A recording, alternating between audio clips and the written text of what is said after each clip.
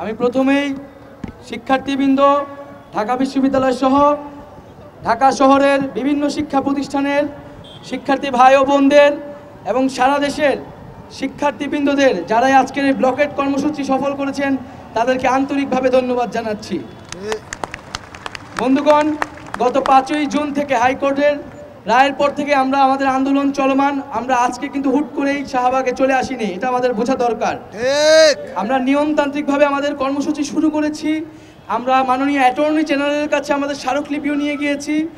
Formality যত পূরণ করার আমাদের জায়গা থেকে কিন্তু আমরা করেছি।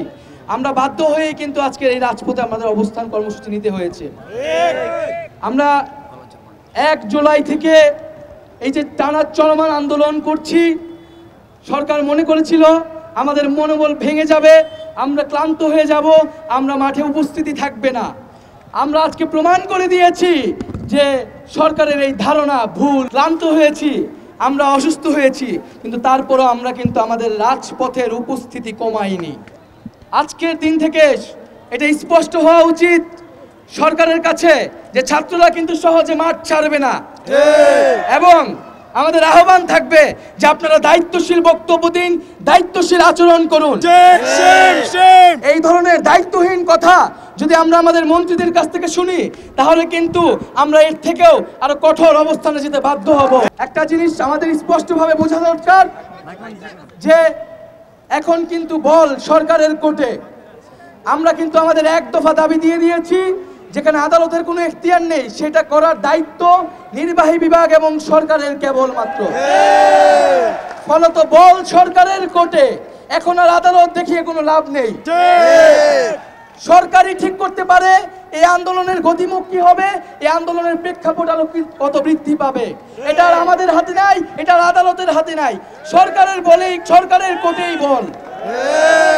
তাই আহ্বান করব সরকার এবং নির্বাহী বিভাগকে যে দ্রুত সময়ের মধ্যে আমাদের যে 1 দফা রয়েছে সেটি আইন পাশ করে আমাদের যে 1 দফার দাবি সেটি পূরণ করুক। যদি আমাদের হলে হলে কোনো শিক্ষার্থীকে, আমাদের নারীদের হলে, ছেলেদের হলে কোনো শিক্ষার্থীকে যদি কোনো রকম বাধা প্রদান করা হয় প্রশাসন থেকে বা অন্য কারো পক্ষ থেকে কোনো ধরনের হয়রানি করা হয়, আমরা কিন্তু এর দাঁত ভাঙা জবাব দিব। আজকে স্পষ্টভাবে বলে দিতে চাচ্ছি, আমরা বিশ্ববিদ্যালয়ের প্রশাসনের সাথে কথা বলেছি, শিক্ষার্থীদের যাতে কোনো রকমের হয়রানি করা না হয়, কোনো ধরনের এনকোয়ারি করা না হয়। আজকে আমরা একটি সমন্বয়ক টিম ঘোষণা করেছি। সাংবাদিক ভাইদের অনুরোধ জানাবো আপনারা এই টিমটি আমাদের কাছ থেকে সংগ্রহ করবেন। আমরা চেয়েছিলাম এই আন্দোলন যাতে দীর্ঘমেয়াদী না হোক, ফলত আমরা কোনো সাংগঠনিকভাবে এটাকে কোনো ফর্মাল কমিটি এতদিন ঘোষণা করিনি, কিন্তু আমরা প্রস্তুতি নিচ্ছি যদি আমাদের দাবি আদায় না হয় তাহলে কিন্তু আমরা মাঠে থাকবো। সেই প্রস্তুতির জায়গা থেকে আমরা সারা দেশে প্রতিনিধি নিয়ে আমরা কিন্তু এই টিম গঠন করেছি। বন্ধুগণ, এই পর্যায়ে আমাদের আগামীর কর্মসূচি আমরা বলছি যে আগামী